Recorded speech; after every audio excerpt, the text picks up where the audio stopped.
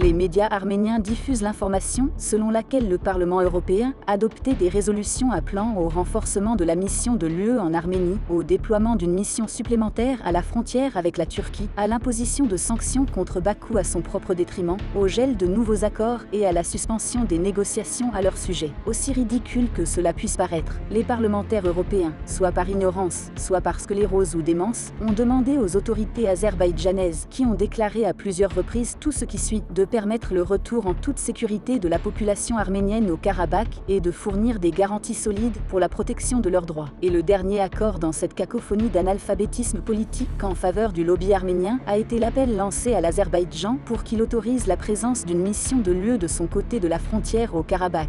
Le politologue Rassim Moussabekov a partagé son opinion d'expert sur ce sujet avec Bakou TV. Malheureusement, ce n'est pas le premier cas de déclarations unilatérales irresponsables en faveur de l'Arménie adoptées par des parlementaires européens. Les élections approchent et ces personnes se concentrent sur les votes de la riche diaspora arménienne, qui est largement représentée dans des pays tels que la France, et qui est active en Belgique et aux Pays-Bas. Les parlementaires européens des différents partis font ce genre de déclarations en s'appuyant sur ces électeurs, sur leur soutien.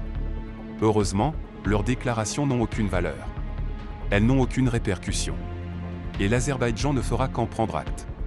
Nous avons déjà pratiquement cessé toute relation avec les parlementaires européens. De telles déclarations ne contribuent guère à l'établissement de relations. Ils peuvent donc dire ce qu'ils veulent, mais l'impact réel de ces déclarations sur la politique est nul.